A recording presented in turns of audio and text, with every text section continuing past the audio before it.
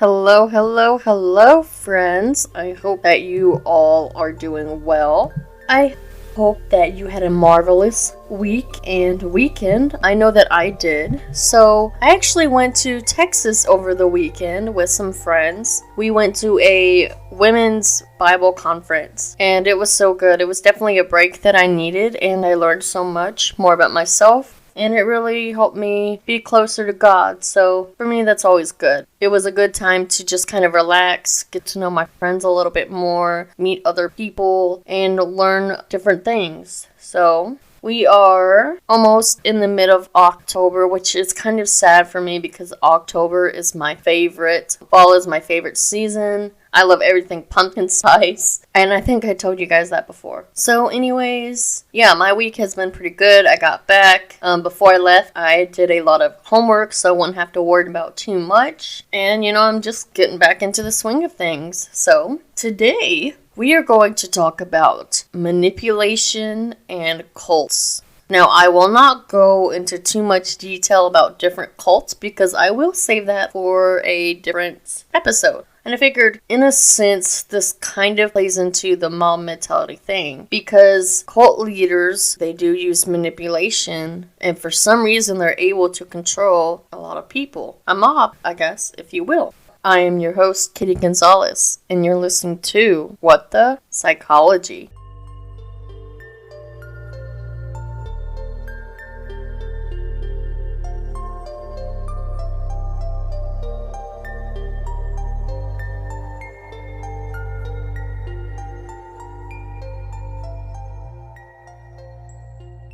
Yeah, so I literally got back last night and I'm recording on Tuesday, so I might be up super late to publish this on Wednesday. But I love you guys and I'm going to keep providing content no matter how busy life gets for me because you guys are the best and I definitely appreciate you listening and your support. And I love interacting with you guys when I get to. So, just a few thoughts to, share my appreciation. Now, with it being October, I figured with this episode that maybe I can dive deeper into the other cults because it's kind of a spooky thing, and why not talk about a little bit of spooky things in October? The chief editor is making noise, you guys. Okay, so manipulation. So psychological manipulation can be defined as the exercise of undue influence through mental distortion and emotional exploitation with the intent to seize power, control, benefits, and or privileges at the victim's expense. A much simpler definition is getting people to do what you want to do. However, that can also be applied to compliance, which we went over last week. Manipulation is more not so subtle than compliance. Although compliance is a more subtle version of manipulation, it's not full-blown manipulation because in compliance they're not really controlling, seizing power, or trying to take benefits or privileges away from you. They're just trying to kind of get you to sway their way. It's more of, I guess, persuasion. But I guess in all of these, they use persuasion to get you to do what they want to do. But manipulation is more full-blown control. I guess that's the best way to describe the difference. So manipulation. What are some things that people do to try to manipulate you? Number 1, home court advantage. So this is when a manipulative individual insists on you meeting and interacting in a physical space where they can exercise more dominance and control over you. So this can be their office, their home, their car, or other spaces where they feel like they have ownership, familiarity, and more of an advantage. And this is where you lack that. So they're trying to set the stage where they're more comfortable and you're not. And in that sense, it's much easier to manipulate. Number 2. So they let you speak first to establish your baseline and look for weaknesses. So actually, I know we've talked about salesmen a lot, and I'm sorry if you're one of those, but it's true, and they're taught how to do this. So many salesmen, they do this when they prospect you. They ask you general and probing questions. They establish a baseline about your thinking and behavior. From there, they can evaluate your strengths and your weaknesses. So this type of questioning with a hidden agenda can also occur at the workplace or even in personal relationships. This does happen a lot. They'll ask you like probing questions maybe about your previous relationships. And if you were in a controlling relationship before, then they may see that as a positive for them, because if you were in a controlling relationship before, they may assume that they can easily take control of you now. So that's just an example. Number 3. So this is like manipulation of facts. For example, lying, excuse making, being two-faced, blaming the victim for causing their own victimization, deformation of the truth, strategic disclosure or withholding of key information, exaggeration, understatement, or one-sided bias of issue. We see this a lot on social media. We see this a lot when it comes to different people in their workforces, whether good or bad. Like interrogators use these tactics to get a confession. It's just really how they do that and how smart they are about doing it, whether that can come back on them later or not. Now the next one is on the same baseline but different. Number 4. So in this part, they overwhelm you with facts and statistics. So instead of manipulating facts, they just overwhelm you. So some individuals enjoy intellectual bullying by presuming to be the expert and most knowledgeable in certain areas. They take advantage of you by imposing alleged facts, statistics, and other data you may know little about. Or they assume that they just know more than you and they try to project that. So this can happen in sales and financial situations, in professional discussions and negotiations, as well as in social and relational arguments. I've had this happen a lot, and I'm going to give you examples. I will spill the beans because why not? So they will do this by presuming expert power over you. They will hope to push through their agenda more convincingly. And some people use this technique for no other reason than to feel a sense of intellectual superiority. Now, of course, this certainly does not mean that facts and evidence are not important at all. That's not what this is about. But the point is that there is a significant difference between presenting objective facts for the purpose of problem solving versus utilizing biased or covert information for the purpose of manipulation. Now, I have a couple of people that I can think of that I am no longer friends with that would use this tactic. And of course, most of you know, and if you don't know, I will pretty much say it now. I'm a Christian. I am a Bible believer. I read the Bible. I try to every day and I pray. I'm very religious, but I'm also, I guess, some people perceive Christians to be hateful, and honestly, my opinion is that they're not Christians. However, that does depend on their relationship with Jesus Christ.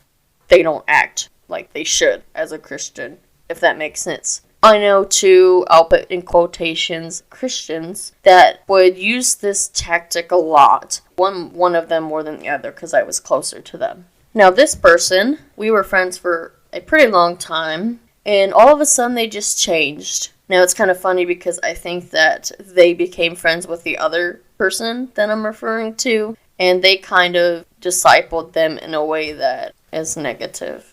And they would do this a lot. There would be times where they would start arguments. They liked to start arguments over spiritual things, especially things in the Bible. And I'm not saying that I like to argue or I like to debate, but I want people to be correct, especially if they're going to quote the Bible.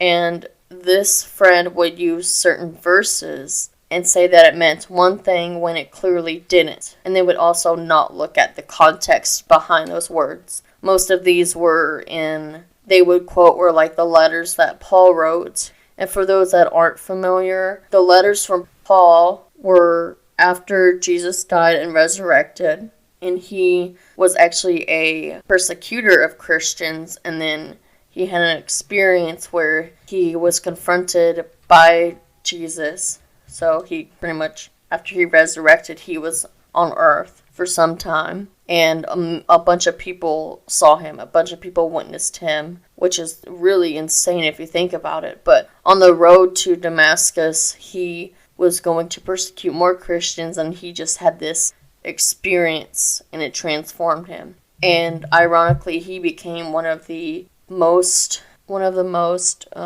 influential writers of the New Testament of the Bible. He became a leader of the church, and a lot of the churches kind of split up to different towns to kind of spread the message. And a lot of these issues, just like the church today and in societies today, they had their own issues. And they would send letters to Paul saying, what should we do about this issue? And he would respond. And a lot of their responses are what are in the Bible, what are in the New Testament. For example, so my friend or my ex-friend would use these letters to try to make a point that didn't make any sense or that was not relatable at all, and would try to use it as fact. And I didn't do it in a way to argue. I was just like, look, you're using the wrong scripture to try to get your point across. And people are going to be very objective to that, just like how I am, because you're wrong. But they will not want to accept the fact that they were wrong. Or another example is you could argue a point and say, well, in this translation it says that. And then they would say, well, I don't believe in that translation.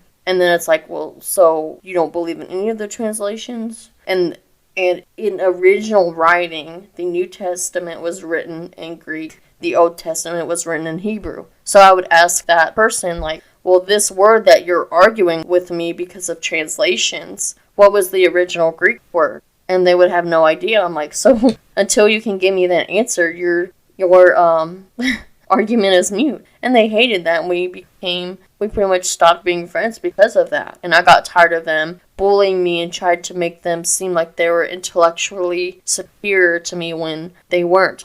Honestly, I really didn't care if they were right or wrong. I just wanted them to present their arguments in a way that made sense. I digress. And I'm sorry, but I'm not sorry if you're into the Christian religion, because it's something very important to me. But I wanted to explain it so that way you would kind of understand the context of how this person was behaving. So I've definitely had someone try to use manipulation with this tactic to try to convince me that their point was right and that I was wrong when I wasn't. But another example is there were things that I actually agreed with them on, but it was the same thing. They would use scripture that did not back up their claim. So I would say, well, that does not back up the claim, because if you look at the context, that's not what it's saying at all. And they would just get so mad, and then they would call me names. They would call me disrespectful and narcissistic and all these things. And I'm like, I'm none of those things. Like, I know who I am. I know my identity. And the fact that they would spew hate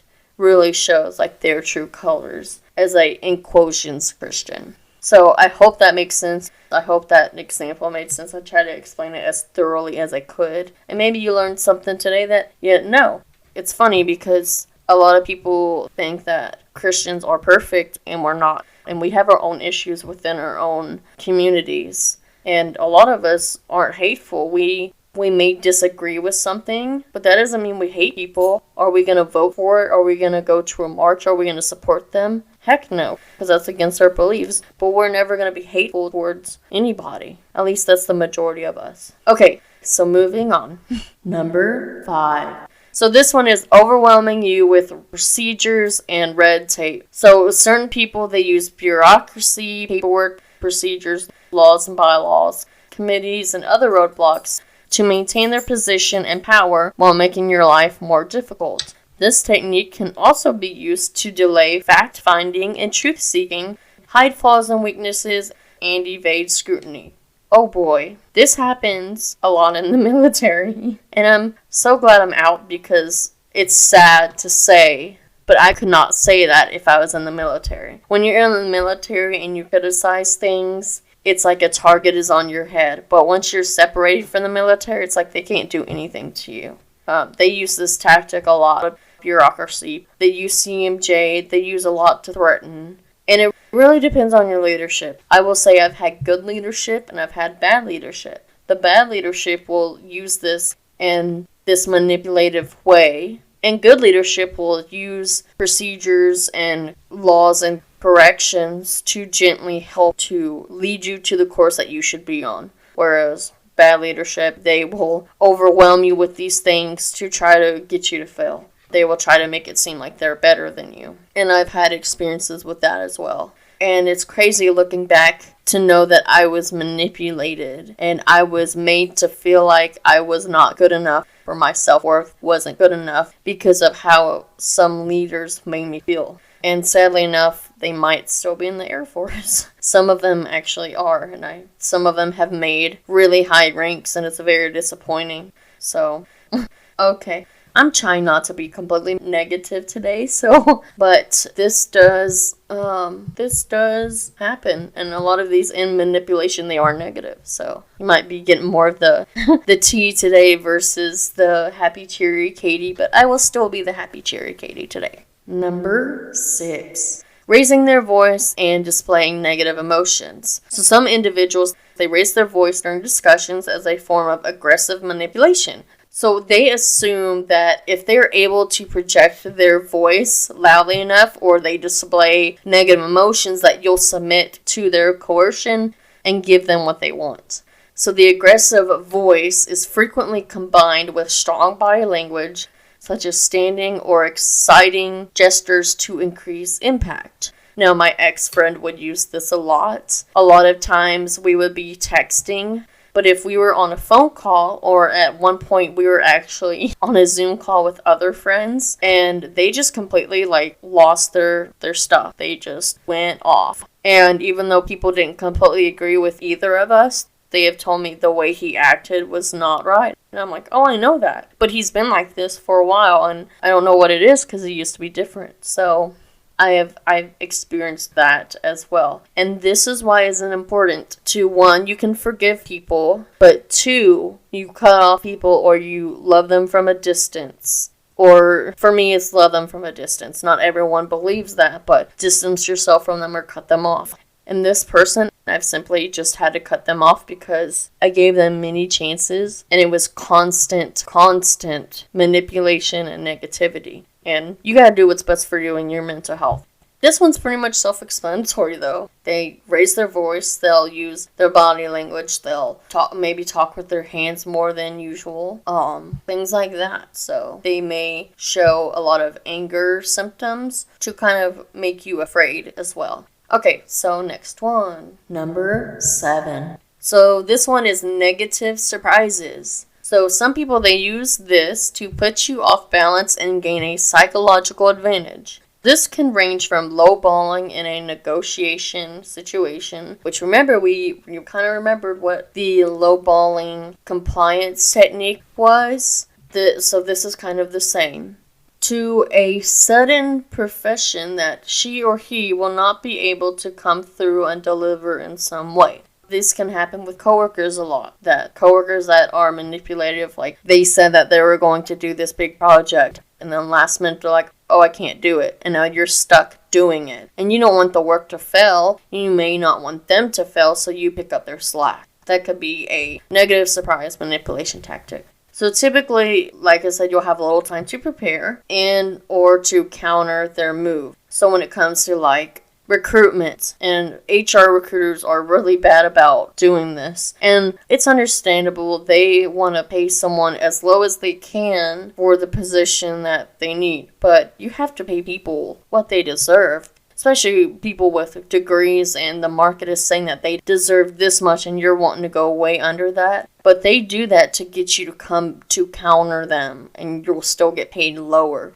We talked about this last week. Remember, it's a compliance technique. But if they don't give you enough time to reply, or they say, this is how much we want to pay you, and we have 30 other people lined up that want this job. I met with a friend for lunch, and we were actually talking about this a little bit because I just did the compliance episode. So shout out to my girl Wendy. We were talking about one of her family members. They were applying for a job, and on there it asked for the salary range. Now, one thing I told her is, because I worked in HR and I did the HR internship for a while, was they will not offer you a salary unless they're greatly considering you, usually. So if they're trying to lowball you during that, and then they say they have 10 people waiting, it's well, they may have 10 people waiting, but they greatly want you because they're offering you a salary already. That's later on in the process. That's not like a first step thing. So that is something else to consider if you're job searching, or things to be aware of. So in other things, the manipulator, they may ask for additional concessions from you in order to continue working with you. A lot of people, a lot of businessmen are really good at doing this. They'll say it's more of a give and take. You have to give this in order for me to continue to do business. And that can be good or bad. It depends, like if it's for benefit of the company or not, or if they're just trying to manipulate, or this can be used in other ways. And I haven't personally seen this, but I know this exists because obviously this is on a list of things of manipulation. Number 8. Giving you little or no time to decide. That definitely goes along with the last one we talked about, because it says that you have little time to prepare or to counter. This one is a very common sales and negotiation tactic. So this is when they put pressure on you to make a decision before you're ready. And by applying tension and control onto you, it is hoped that you will crack and give in to the aggressor's demands. Kind of like the compliance stuff we talked about, they would use this a lot. They will go door to door and say, hey, we're offering this sale that's only that you can sign up today and it be less. And they say, but you have to sign up today to get it. So they're trying to put pressure on you to sign up when you haven't even thought through a decision. But they want kind of get you to crack and sign up or whatever they're demanding. Number 9. Negative humor designated to poke at your weaknesses and disempower you. So some manipulators like to make critical remarks, often disguised as humor or sarcasm. And they do this to make you seem inferior and less secure. Examples can include any variety of comments, ranging from your appearance to your older model smartphone, to your background and credentials, to the fact that you walked in 2 minutes late and are out of breath, by making you look bad, getting you to feel bad. And with this, the aggressor hopes to impose psychological superiority over you. This is definitely things that my ex-friend would do. It wouldn't be as heavy as this is. They wouldn't really use it as humor, but it would be more of sarcasm. And so I guess that would kind of count. But looking at what we're going to talk about next, that also goes into the next. Number 10. They consistently judge you, criticize you, to make you feel inadequate. So distinct from the last behavior that we talked about, where negative humor is used as a cover. And also, when it comes to that, they'll also say, oh, I was just joking around. They say that to kind of get you to question yourself too. But in this one, the manipulator, they just outright pick on you. By constantly marginalizing, ridiculing, and dismissing you, they keep you off balance and they maintain their superiority. The aggressor deliberately fosters the impression that there is always something wrong with you, that no matter how hard you try, you are inadequate. No, significantly, the manipulator, they focus on the negative without providing genuine and constructive solutions or offering meaningful ways to help. Yeah, this definitely sounds like my last friend, because whenever we would get in an argument, it constantly went to name calling. I was all of a sudden disrespectful and hateful and narcissist just because I disagreed with them, or I didn't like the way that they were trying to reach their message.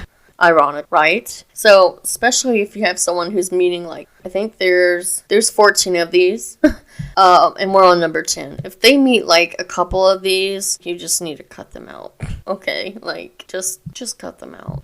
Number 11. The silent treatment. Now, I'm not saying that this is completely bad, because, well, I will say it's bad. A lot of people use the silent treatment in, like, marriages because they're angry, but it is a tactic of manipulation. Hilariously enough, if it's the wife doing the silent treatment, most of the men are happy, like, thank God she's finally not talking. I'm sorry if that's an inappropriate type joke, but it is kind of funny, and there is a little bit of truth in that. Women do talk more than men, so. But this can be much deeper, because sometimes in, like, relationships, they use a silent treatment. It won't be for too long. And usually it's more used to clear their own head. And they are showing that they're mad at it. But when it's not that close a relationship towards a friendship, and they are intentionally placing doubt and uncertainty in your mind, that's when it becomes very manipulative. So by this, they deliberately don't respond to your reasonable calls, text messages, emails, or other inquiries. The manipulator presumes power by making you wait and intends to place doubt and insecurity in your mind. So the silent treatment is a head game where silence is used as a form of leverage. The other friend that I haven't really told you much about, they've been using this on me for quite a long time. But my other friends have said that they have been very cut off from everybody. However, I see it like this. If I send a message and I don't get any response, if you invite other people over to your place and not me, you invite other people to important events in your life and not me, I believe that is the silent treatment. And I believe you've either completely cut me off because you're insecure about yourself, or you're trying to get the silent treatment so one day you creep back into my life and use it as leverage. I have another friend who I used to be super close with, and she became friends with the same others I'm talking about, and I've only seen them once, and anytime I try to text them, there's no response, nothing. And we used to be super close until they met the other. Now I'm going to talk about the third person a little bit more. Number 12. This one is pretend ignorance. This is classic playing dumb. They pretend that they don't understand what you want them to do, and the manipulator pretty much passively, aggressively make you take on what is their responsibility and gets you to break a sweat. So some children use this tactic in order to delay, stall, and manipulate adults into doing for them what they don't want to do. Some grown-ups use this tactic as well when they have something to hide or an obligation they wish to avoid. In other senses, like my ex-friend, number 3, the last time I saw them was like at a group gathering. And they pretty much just played dumb, like, oh, we've just been busy, and they acted like we were still the best of friends, and, like, there was nothing wrong. But obviously something's wrong when they're constantly ignoring you, never talk to you, never reach out to you, never respond to you. But now all of a sudden you're seeing them and they're just acting like they're just ignorant to the situation. Number 13. Guilt baiting. So, examples for this is unreasonable blaming, targeting recipients' soft spots, holding another responsible for the manipulator's happiness and success, or unhappiness and failures. So they target the emotional weakness and vulnerability, and then they coerce into acceding unreasonable requests and demands. So this one, I don't think I've ever experienced, but they will try to say that someone else is the cause of their happiness or success. They will just blame everybody else and not accept their own. And they will play on that, and then they will try to coerce the recipient to get their requests. So if someone's like, I don't want to pick on anyone in any type of circumstance, but let's say that someone is homeless, and let's say it is their fault, okay? Let's say that they were really bad with their money, they had credit card debt, they did all these things, and then they lose their house. And then they start blaming, like, their ex-wife for it, when, sure enough, them and their ex-wife divorced years ago and weren't even the cause. So trying to play on that emotional vulnerability to say, oh no, like, his wife took the house, and now they need money, or something like that.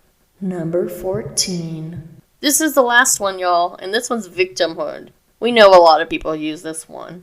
So, examples. Exaggerating or imagined personal issues. Exaggerated or imagined health issues. Dependency, codependency, deliberate frailty to elicit sympathy and favor. They play weak, powerless, or a martyr. Now, the purpose of the manipulative victimhood technique is often to exploit the recipient's goodwill, guilty conscience, sense of duty and obligation, or protective and nurturing instinct. They do this in order to extract unreasonable benefits and concessions. I have a friend who we went to school together, and they constantly post on Facebook that they need money. And with this, it's like, they've been going through our time. They did have substance use issues and things like that. And so, for some reason, they moved to California. which is one of the most expensive states, and I don't know why they moved there, but they constantly ask for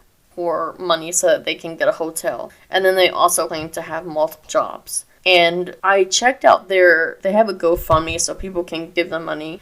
And I noticed that someone anonymously gave them $2,000. And for like a month or so, they didn't say anything on Facebook. It was just completely silence. They didn't share the fact that someone gave them $2,000. They didn't say thank you to everyone helping them. And then a couple months later, sure enough, they surfaced asking for money again. And they've been trying to say that they're going to use the money to leave California and go back to where they're closer to family and things like that, or to a place where it's easier to live, and they don't. So who knows what they're doing with that. But they keep playing on people's emotional weaknesses and their vulnerability. So they try to play the victim here.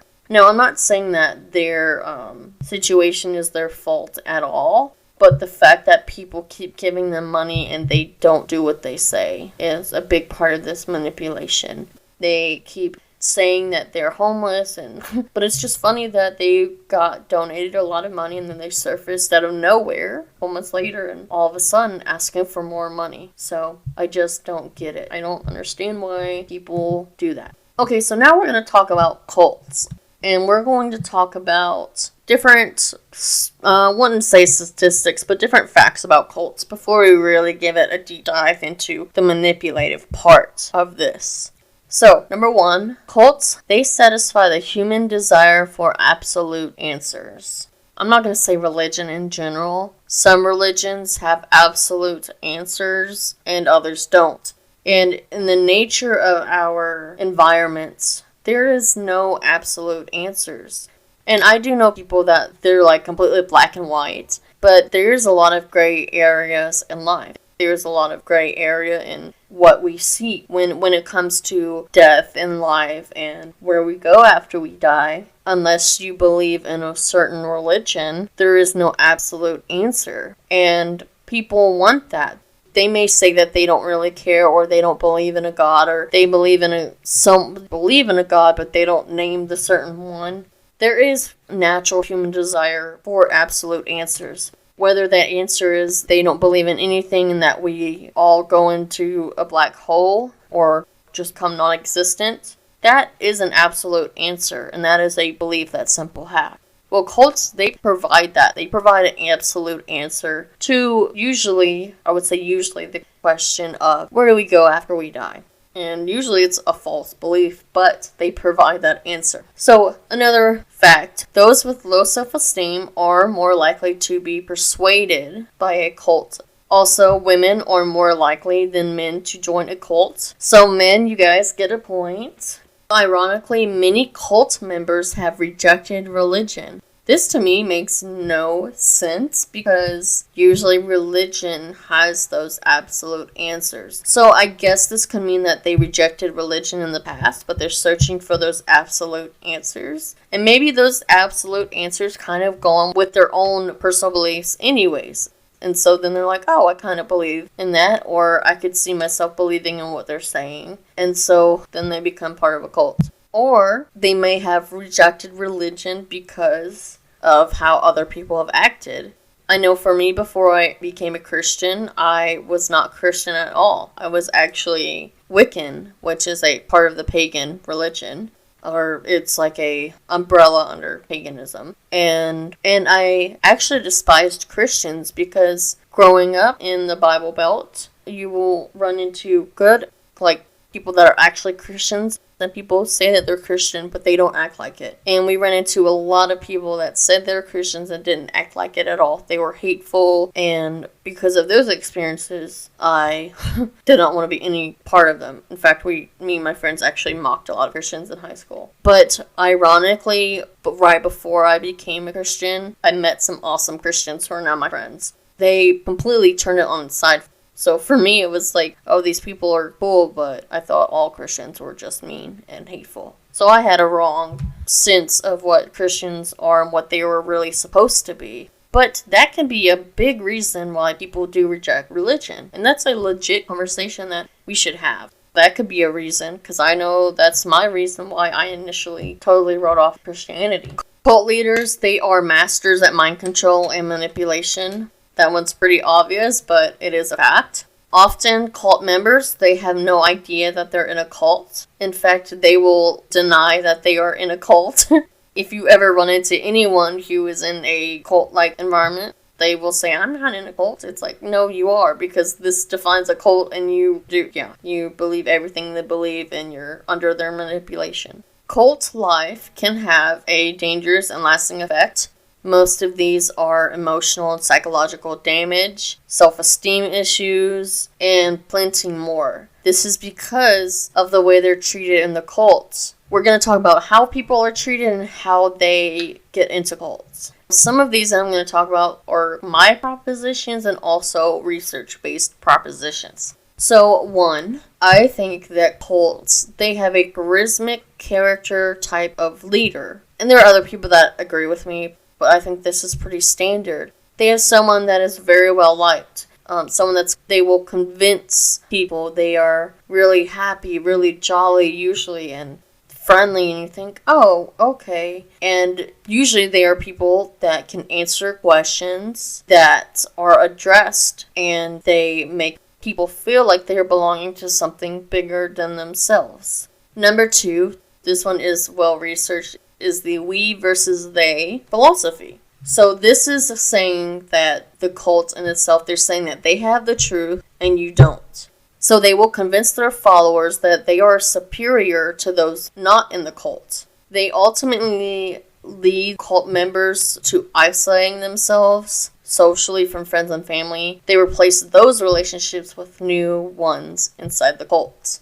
And isolation is actually one of the other tactics, but sometimes people that become members of the cult do this naturally. What happens is once the members of a cult or the cult leader identifies a target, they will deploy a variety of tactics to establish power over the individual. And a lot of those are mental manipulation tactics. And I'm actually going to talk about some of them right now, okay? So some of those tactics can be love bombing. Now this name is kind of an odd phrase, but is mainly used to describe the ways in which someone with low self-esteem is constantly flattered, complimented, and maybe even seduced in order to train their brain to associate the cult with love and acceptance. So they do this by practice of lavishing someone with attention and affection. They'll give compliments, and they will build them up to pretty much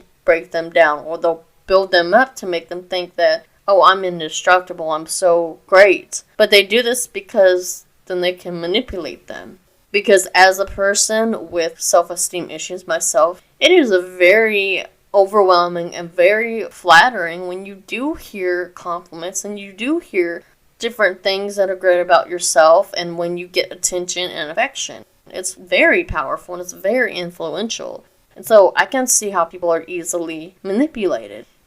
This is kind of a different tactic, but this is also used in domestic violence type of situations or abusive relationships. Initially, your partner will be very loving. They will romance you. They will woo you. They will make you fall in love with them. And then that way, once you have those feelings established, once they start abusing you, it's a lot harder to leave because you do develop feelings for them. I can't speak from experience because I've been thankful enough to never be in that type of relationship. But I know people that have, and they've even said that you could have told them to get out. You could have tried to do everything to help them, and they can't. They won't because they have developed those feelings, or maybe they have a child with that person, or it could be other financial reasons, but initially it starts out this way, where they're super loving, they're super romantic, and they put you on a pedestal, and they do that so that you fall in love with them, and then they manipulate you later,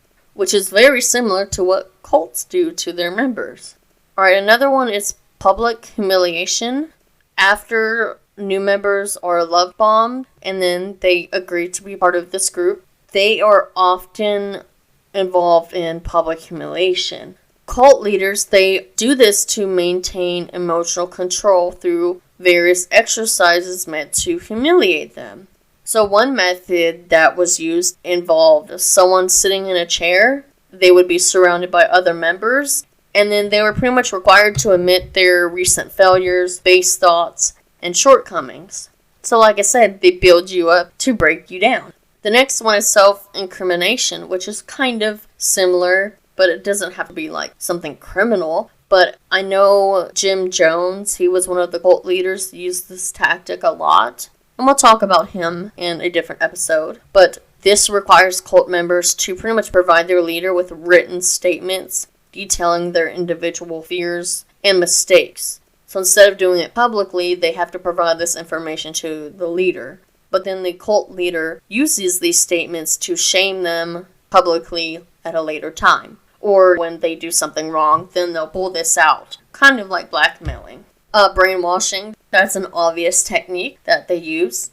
Cult leaders are definitely known to do this. They will repeat various lies and distortions until members find it difficult to distinguish between reality and cult life.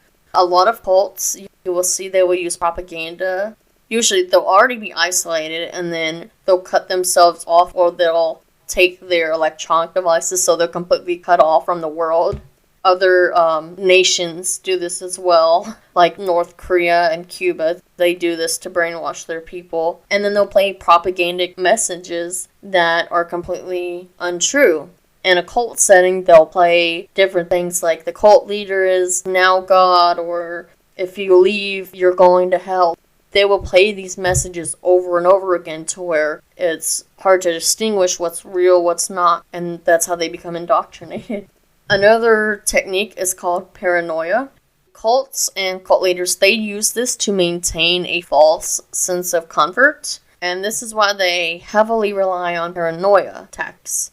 So they'll convince their victims that a group, their families, or the government is out to get them, but that the cults can provide safety. Once the cult member comes to the conclusion that they are right and that their families and country can't keep them safe, they begin to worship and put all of their faith in their cult leader. To take this a little bit further, cult leaders and cult members, they become so into this paranoia that then it'll become a thing where everyone in the group is constantly watching you, which is kind of true, but you become so paranoid and then you want to leave but you can't because other cult members are so deep and they're so into the beliefs of the cult that if you leave, they believe that, one, that will look bad on them for losing a member, or they'll even be told that if a member leaves and you don't report it, then you could be punished. So they use paranoia and these other tactics to really get to you. And all of these tactics, they are used to overwhelm your cognition, to change your brain to think the way that they want you to think. Now, we talked about the illusion of comfort a little bit. This kind of goes with some of the other tactics used for the things that cults do. So, emotional comfort is the center to the allure of cults. Cult members, they tend to meet this need by making promises that are virtually unattainable. But they, of course, don't reveal that. And they'll even say that these typically are not found anywhere else in society. So this, according to a guy last name Peterson, could conclude that complete financial security, constant peace of mind, perfect health, and eternal life, all of those things could be inclusive into this message. So then cult leaders will employ mind and behavioral control techniques that are focused on severing followers' connections to the outside world. So once you're in a cult, they use tactics like fear, eternal hell, punishment, things like that to keep you in the cult. They could use shame and other heavy emotions. Something that I added to my notes is that a lot of people that were born into cults and then they eventually leave, they are usually disowned by the members of the cults, including family members. And then some that are in the cult are pretty much deemed to be punished if they contact other members that have left the cult, because they're trying to keep this under wraps to where they have no connection to the outside world. Now, that sounds a lot like North Korea. They have so many strict rules that they follow. Even they are manipulated so much to where they are taught that they can't even think in their own minds anything negative about their leader. Now, Rachel Bernstein, she is actually a California-based therapist. Whoop whoop. Because I one day will be a therapist. She actually works with former cult members. And she says that there are 3 different types of cult leaders, and we're going to dive into those a little bit. Number 1 is the delusional martyr. So now Bernstein said she probably considers this one the most dangerous. Now, I know that sounds kind of weird, but if you think about it, they use their unyielding beliefs to convince others to buy into the delusion because they actually believe in this. Now, remember in a previous episode when we talked about schizophrenia, we talked about the difference between hallucinations and delusions. Delusions were pretty much over-exaggerated thoughts or feelings. There's another way to describe it as well, but it could be like the Queen of England is out to get me. But in a cult setting, usually their belief could be that they are God or like they're the new prophet or something. And there's another example that Bernstein actually gave. And she gave the example of Heaven's Gate in San Diego. This is a cult where 39 members committed mass suicide, as instructed by their leader Marshall Applewhite in 1997. I don't think I've ever heard of this, so this is very interesting. Now, Applewhite, who previously reported having a near-death experience, he was convinced that a UFO would soon come to the Earth and help humans leave their bodies for a higher existence. Now, the thing is, he truly believed that this mothership was coming and that they all needed to leave their corporal existence and go into the mothership. And they all joined in on the psychosis. This was an interview that Bernstein had with The Insider. So it's not just someone trying to manipulate you. This is someone who truly does believe in these things. People that may think, oh, the apocalypse is coming and things like that. We see that a lot in the news right now. There's the Doomsday Cult murders or whatever that's going on. And where there's under investigation and they think that they might have killed their children or something. We don't have all the facts on that yet, but we see this in society today as well. The second one is the preacher turned egomaniac, which when I read this, I personally thought Jim Jones. And it's funny because he was actually listed on here as one of those types. This is when other cult leaders, they don't really realize their charismatic potential at first. But once they do, they become egomaniacs. So they may start as a teacher, a street preacher, even a regular preacher, or in any other public speaking position. And they may gain a following, and eventually they realize that people cling on to what they have to say, and people run with that skill. Jim Jones was definitely one of those because I believe he was a type of preacher. And once he realized that he had all this charisma and people really liked him, he became an egomaniac and quickly gained control of all because they did believe him. And I don't really know for sure what he was preaching at first, but I think at first his intentions were really well. But then once he gained all the control, he didn't give a crap about any of it. He just wanted to be in control. And lastly, there's the hard and fast narcissist. Who can you think of for this one? For me, I think of Charles Manson. I don't think they listed him on this, but yeah, I think of Manson. But he was also charismatic too, but anyways. So these are quotes from Bernstein again. She said that that's how they've been since they were little. They feel ultimately entitled to completely lie to you, to put on this good, charming face. Yep. To get you to believe what they're selling, whatever it is, whether it's God or a product or anything. And she continued to say that actually most cult leaders are narcissists and a bottomless pit of ego need. And I completely agree, girl. Completely agree. I need to make friends with this person. Anyway, this type of personality could explain why someone like Raniere set up his cult in the manner that he did. Now Raniere, I can't remember what his cult was called, but it was like a bunch of letters.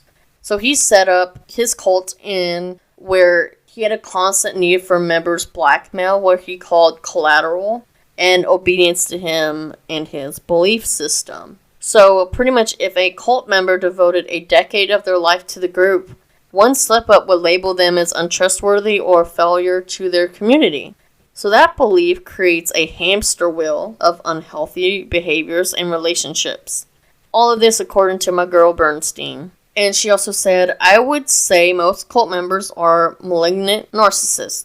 They don't care about the damage they're causing, they don't care about the lies they're telling, and they don't care about the families they're destroying.